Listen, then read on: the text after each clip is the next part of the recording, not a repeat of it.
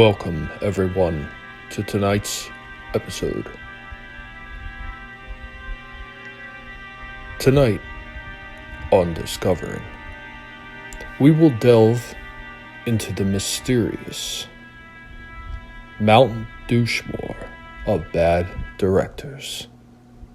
We will look at the figures who are engraved in this mountain and delve into who they are and what they represent.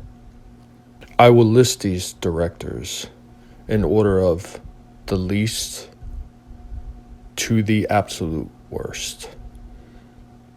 Now, that is not to take away from the fact that all of these directors are horrible.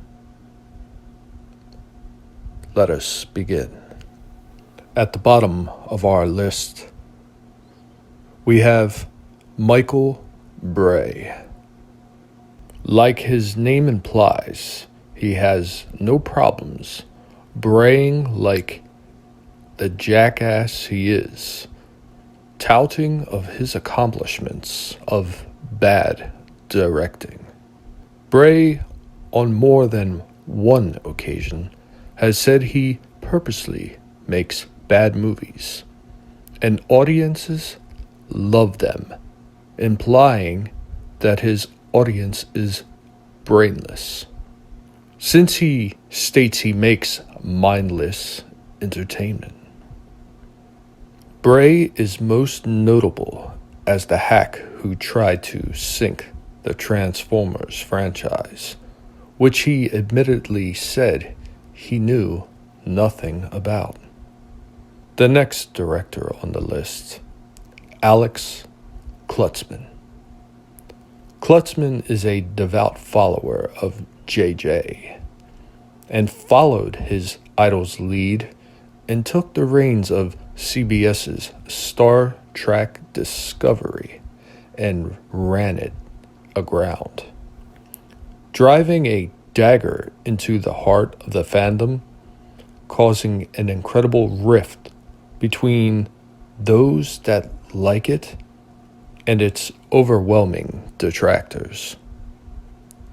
Kurtzman ranks higher than Bay simply because he couldn't create anything and simply followed his mentor's guidelines and ripped off other creators. Before I reveal number 2 on our list, I ask you, dear member of the audience, to listen completely before dismissing what is said.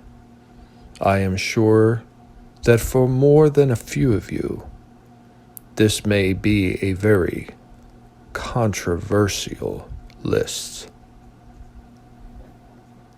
Roundhead Rian Johnsonless. Rian is always associated with The Last Jedi and its immense backlash. While he has other works he has received some praise for, such as Looper, Brick, and 3 episodes of Breaking Bad, The Last Jedi has been the one to receive the most attention. Johnsonless, like Bay, admits he knew little about the franchise he directed and cared less about preserving story and character arcs and instead focused on political messaging and indiscriminately bad storytelling, to what many have perceived as the death of a franchise.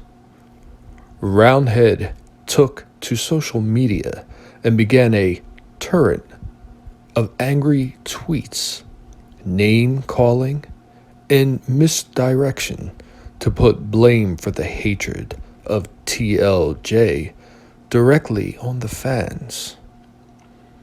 This most controversial movie has divided the Star Wars fandom beyond any other franchise in history.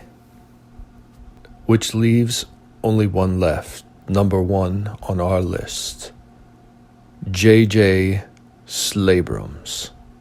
Slabrums has been touted as the next Spielberg, praised by the media and Hollywood elitists to be the golden boy of our generation.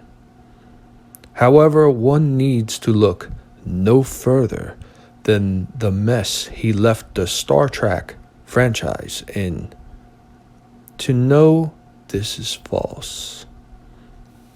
After earning the ire of fans over his retelling of Star Trek canon, JJ cast aside the criticism by saying this was a new timeline, one his protege Klutzman was all too eager to continue with.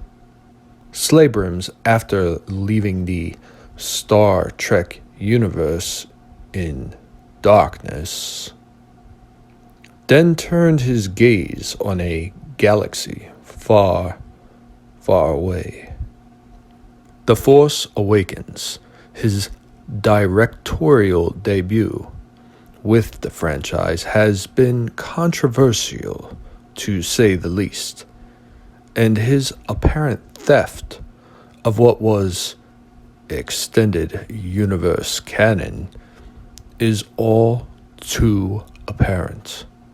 JJ, or as some call him Jar Jar, has been the driving force behind the sequel trilogy. And because of that, and the fact he was part of not one, but two franchise rifts, is why he has been placed first on this list.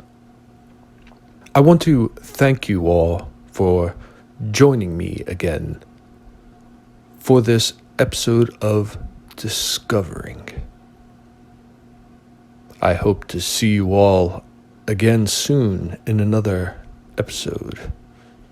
Be sure to hit the like button if you cared for this episode, and share it if you would be so kind.